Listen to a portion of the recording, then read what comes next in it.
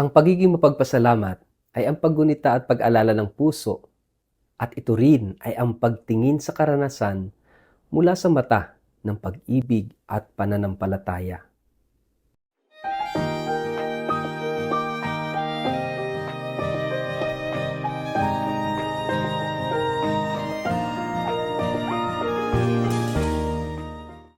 Ang mabuting balita ng Panginoon ayon kay San Lucas.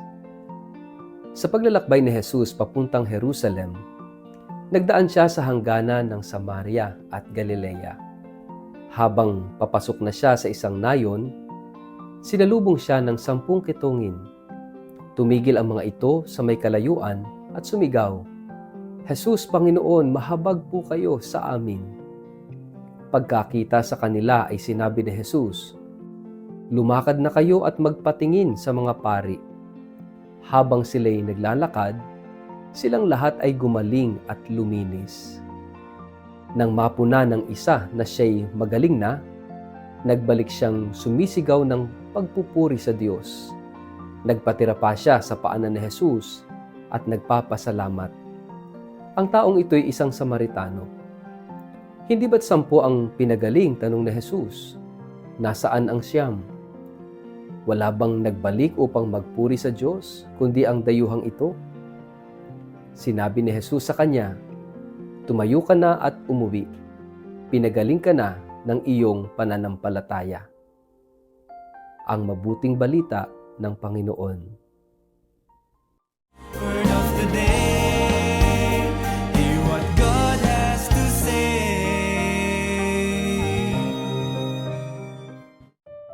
Mapagpalang araw po sa inyong lahat. Kumusta po kayo? Ang ating pong word of the day ay grateful. Sabi nila, gratitude is memory of the heart. Pag-alala, paggunita ng puso. Kaya nga kapag nagsabi ka sa isang tao na thank you, sinasabi mo sa kanya na you will remain in my heart. You will stay in my heart. Dahil ang gratefulness ay memory of the heart. Kaya nga meron tayong term sa Tagalog na utang na loob. Ito'y malalim na pagtingin ng pasasalamat. Ibig sabihin, yung taong pinasasalamatan mo ay nananatili sa iyong kalooban, sa iyong puso. But of course, sometimes merong negative implication yung utang na loob, no? Especially kapag mayroong string attached, yung tulong na ibinibigay, sometimes yung kaanak-anakan, kaapu-apuhan pa ay nagbabayad pa ng utang na loob. But this is not the case that we are reflecting ngayong araw na ito about gratefulness, about gratitude. Narinig po natin sa ating gospel today yung pagpapagaling ni Jesus ng 10 ketungin. At nang sila'y naglalakad na papunta para magpa-check doon sa pari o sa mga pari sa templo, nang mapansin nila na sila'y magaling na, yung isa ay bumalik para magpasalamat kay Jesus. Imagine, 10 sila, bakit isa lang ang bumalik?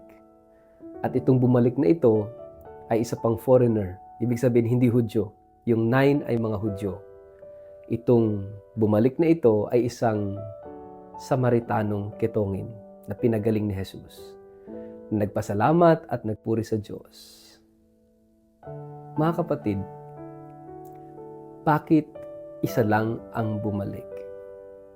Ano ang nakita nitong nag-iisang ito na hindi nakita nung 9? Yung sakit na ketong during the time of Jesus is like a condemnation, isang matinding parusa sa isang tao dahil sa panahong yon walang gamot, nakakadiri. Imagine yung pain na nararanasan ng isang ketongin emotionally and physically and also spiritually. Kasi kapag ang isang tao ay kinapitan ng ketong, sila ay considered outcast. Kaya nga they live outside the walls. Outcast, literally. Wala silang community, wala silang temple, wala silang access, no, sa isang magandang buhay doon sa loob ng syudad. At kapag kami mga taong dumadaan, they have to run away from people. Kaya nga sila nagdadala ng bells para pag narinig ng mga tao na kumakalembang yung bell, ibig sabihin may ketong sa area na yun, sa lugar na yun, so dapat iwasan nila. Imagine yung discrimination, imagine that suffering. Kaya matindi, no? Kapag isang tao kinapitan ng ketong, talagang ang tingin ay parusa ng Diyos. It's condemnation, kaparusahan. Kaya nga ang Diyos lang talaga ang makapag-aalis sa kanila sa ganung sitwasyon, sa ganung kalagayan. Dahil ang Diyos ang paniniwala nila, ang nagparusa sa kanila, ang Diyos lang din ang makakapag-angat sa kanila. Kaya nga, nang maranasan ito, noon itong 10 ketongin na ito, 9 are mga Hudyo na may ketong at isang Samaritano. Bagamat sila'y pinagaling, nilinis ni Jesus, isa lang ang nakaunawa, isa lang ang nakakita, that their experience is not only about being cleansed, na pinagaling o nilinis ng Diyos, nilinis ni Jesus. Pero itong isang taong ito, itong Samaritanong ito, nakita niya from the eyes of faith that this is all about salvation, redemption. Dahil ang tingin ng mga tao, ang ketong ay parusa ng Diyos at ang Diyos din ang tutubos. Hindi ito nakita nung 9 na Hudyo na may ketong. Ang nakaunawa at nakakita nito ay isang Samaritano, isang foreigner. Nakita niya that it was for him an experience of salvation, experience of redemption. At nang makita na yon from the perspective of the faith, siya'y bumalik, nagpasalamat at nagpuri sa Diyos. Saan? Doon sa pagpapagaling? Not only that, kundi doon sa kaligtasan na kanyang naranasan. Magkaiba po kasi yung experience lang of being cleansed doon sa experience of seeing that this is God saving him, God redeeming him. Kaya nga mga kapatid, no, makita natin sana sa buhay, tayo matuto rin tayong tumingin mula sa mata ng pananampalataya. Kaya nga, gratitude is the fruit of seeing. Yung pagpapasalamat ay bunga ng pagkakita ng ano? Ng biyaya, ng kaligtasan, ng pagtubos ng Diyos sa atin. Kung paanong ang isa'y nakaranas ng kaligtasan ng pagmamahal ng Diyos, he or she will be filled with gratitude. Mga kapatid, paano natin ito titingnan at ia-apply sa ating pang-araw-araw na buhay? Tayong lahat, para tayong may sakit na ketong. Lahat tayo ay infected ng kasalanan. Yung kasalanan ang nagpapabaho sa atin, ang naglalayo sa atin, sa Diyos, sa kapwa, at mismo sa ating sarili. Yung kasalanan ang nagsasadlak sa atin at nagnanakaw sa atin ng kahulugan, ng kasiyahan, ng komunidad, ng pag-asa, ng pagiging pamilya. Pero kapag tayo ay nagkakaroon ng pagkakataon na magbalik loob sa Diyos at patawarin niya sa ating mga kasalanan, ang karanasang ito ay hindi lang pagpapatawad sa kasalanan, kundi karanasan ng pagmamahal ng Diyos. Kung ikaw halimbawa ay nangungumpisal, humingi ka ng tawad, at ang nakita mo lang after confession ay pinatawad ka ng Diyos, pero hindi mo nakita na ikay mahal ng Diyos, then you have not seen from the perspective of the faith. Mga kapatid, makita nawa natin sa tuwinang tayo ay humihingi ng kapatawaran, humihingi ng biyaya mula sa Diyos. Sana makita natin, higit sa lahat, yung pagmamahal at yung habag ng Diyos sa atin. And we will become grateful. Kapag nakita mo, nalaman mo, naranasan mo, naunawaan mo kung gaano ka kamahal ng Diyos, kung gaano ka kinahahabagan ng Diyos, then you will be grateful. Magiging mapagpasalamat ka.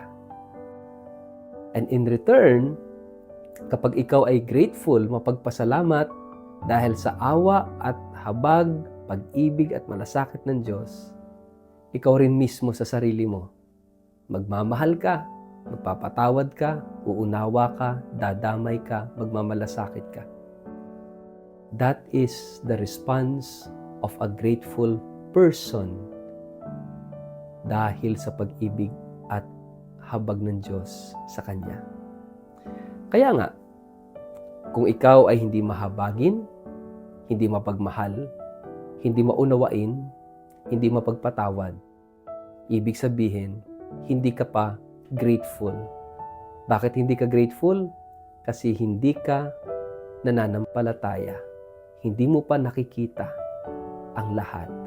Hindi mo pa nakikita na ikaw ay unang minahal, pinatawad, kinahabagan ng Diyos. Sana dumating tayo sa ganung punto. Bagamat itong kwentong ito sa Ebanghelyo ay medyo bitin, nakahang, dahil hindi natin alam kung later on ba yung siyam ay bumalik din. Siguro, ito'y isang pagkakataon para makita rin natin ang ating sarili. Kung hindi tayo grateful ngayon, sana dumating yung time na maging grateful tayo at maunawaan din natin na tayo unang minahal, kinahabagan, pinatawad ng Diyos. At sana tayo rin ay tumugon sa Kanyang pagmamahal sa pamamagitan ng pagpapatawad, pag-unawa, pagyakap, pagmamahal sa ating kapwa. Sa ngalan ng Ama, at ng Anak, at ng Espiritu Santo. Amen. Ama naming Diyos, pagalingin mo kami sa aming sakit, lalong-lalo na sa kasalanan, sa pamamagitan ng paghingi ng tawad at pagpapatawad. Amen. Pagpalaan po kayo at ingatan ng makapangyarihang Diyos, Ama at Anak at Espiritu Santo. Amen.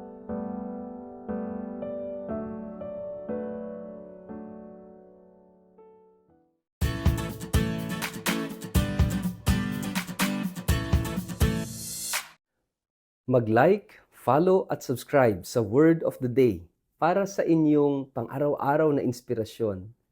Inaanyayahan ko po kayong i-like ang aking Facebook page at mag-subscribe sa aking YouTube channel na Word of the Day. Samahan ninyo ako sa araw-araw na pagninilay ng Ebanghelyo upang mapalalim ang ating pananampalataya at magkaroon ng gabay sa bawat hakbang ng ating buhay, araw-araw. Kaya po, huwag kalimutang mag-follow at mag-subscribe upang manatiling updated sa ating pang-araw-araw na pagninilay.